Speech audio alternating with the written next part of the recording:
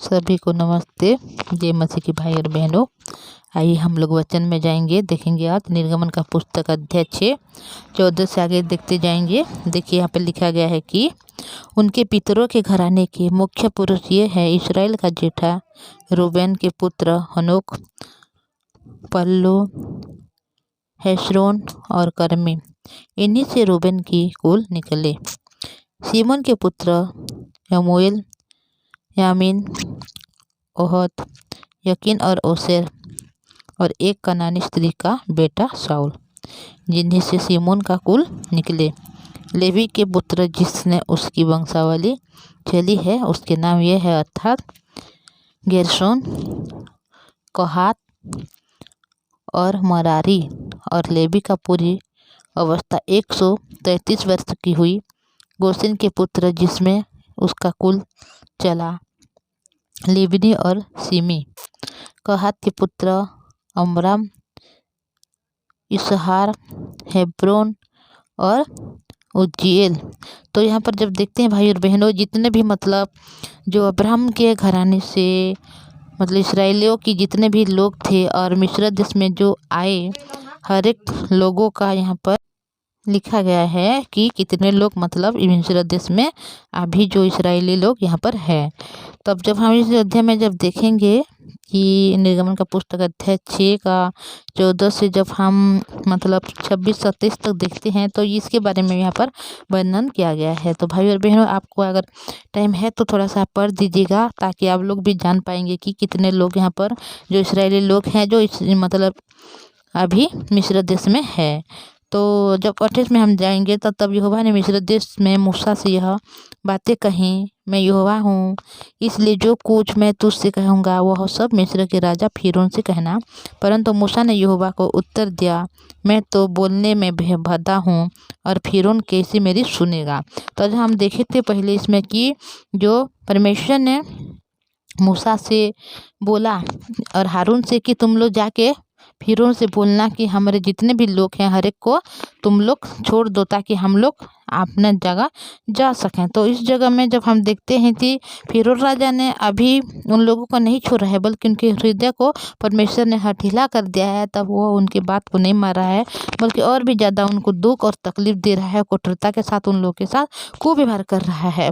तो इतने सारे जो लोग हैं यहाँ पर जब मिस्र देश में है, तो हर एक लोगों का जो यहाँ पर है, जो उनके कुल के बारे में, उसके वंश के बारे में इस जो अध्याय है इसमें लिखा गया है। तो भाई और बहनों, जब हम देखते हैं तो परमेश्वर मूसा को चुना और हारून को, तो यहोवा परमेश्वर ने मिस्र देश से यहोवा मूसा से बोल रहे हैं कि तुम ये जो बातें मैंने तुझे कहा था हर एक बात जाके क्या करना, जो राजा है मिस्र का, जो फिरौन, उनको जाके कहना।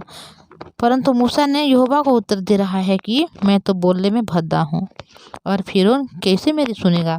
तो इस बात को जब हम देखते हैं तो जो मूसा है वो अपने आप को अभी भरोसा कर रहा है और अपने आप में वह देख रहा है कि मैं तो ऐसा मनुष्य हूँ, भद्दा हूँ, कि मेरे पास ऐसे बोलने के लिए कुछ भी नहीं है, तो मैं कैसे उसको बोल सकता हूँ। अगर बोलूँगा भी तो मेरे बात को फिरौन कैसे सुनेगा।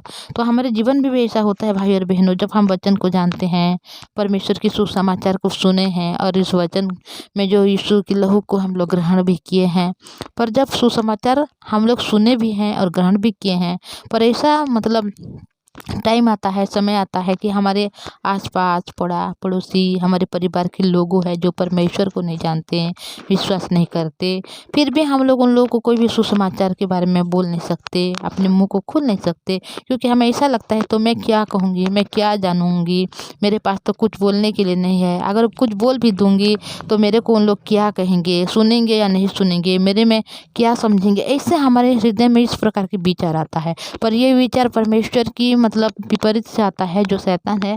शैतान नहीं चाहता कि कोई भी मनुष्य क्या करे, परमेश्वर के वचन को सुने और उसको ग्रहण करे। क्योंकि अगर कोई मनुष्य परमेश्वर के वचन को सुनेगा, अगर वचन सुनते हैं तो विश्वास तो आ ही जाएगा, क्योंकि वचन में लिखा है कि वचन सुनने से और सुनना मसीह की होता है। तो अगर कोई मसीह के वचन को सुनता है तो उसमें विश्वास आ जाता है।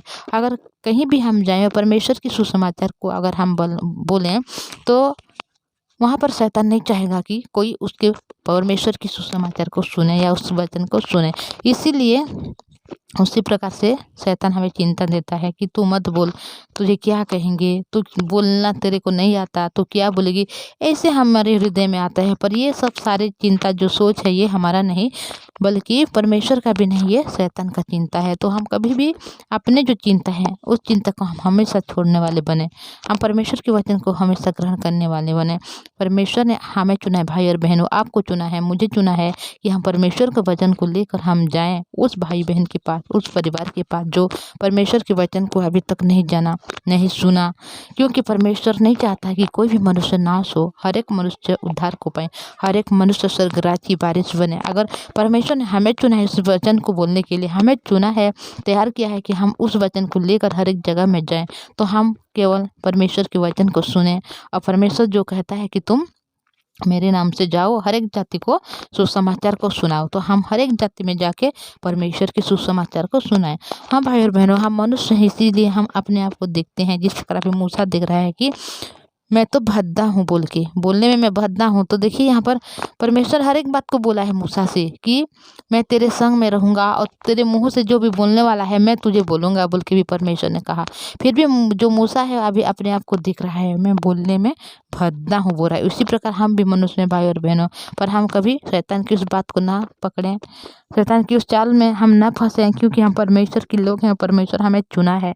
अगर परमेश्वर हमें चुना है तो जिस रास्ते में हम जा रहे हैं, जो भी बात करेंगे हम अपनी ओर से नहीं करेंगे, बल्कि परमेश्वर ही हमारे मुंह से होकर बात करते हैं। क्योंकि हम यीशु के लहू को पहन लिए हैं और यीशु हमारे हृदय में है, तो जो वचन की बात होता है वो यीशु मसीह ही खुद बात करते हैं।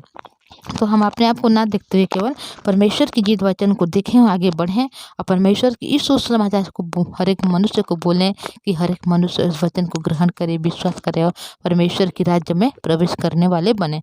आपको चुना है, मुझे चुना है भाई और बहनों, तो हम बोझ के साथ केवल परमेश्वर के वचन को हम हर एक जगह में जाके प्रचार करें। हाँ, दुनिया में ऐसी बात है कि हम बहुत ज़्यादा टाइम, मतलब 2 घंटा 3 घंटा भी बात कर सकते हैं दुनिया के बारे में, पर जब वचन की बात आता है तो हम कभी भी बोल ही नहीं सकते हैं। पर आप एक बोल के देखिए भाई और बहनों, क्योंकि जो आप मुँह खोलोगे तो उसी समय परमेश्वर ही बोलेंगे। वो ऐसे ऐसे बात उसमें परमेश्वर बोलेंगे कि आप समझ भी नहीं पाओगे कि मैं ऐसी बात कैसे बोल सकता हूँ या बोल सकती हूँ, बोल के। क्योंकि आप बोलने वाला नहीं हो, क्योंकि बोलने वाला तुम्हारा पिता का आत्मा जो तुम में बोलता है, ये भी वचन में लिखा हुआ है। तो भाई और बहनों, अभी हम जब देखते हैं वचन को, तो अभी मूसा फिरौन राजा से बात बोलने के लिए डर रहा है।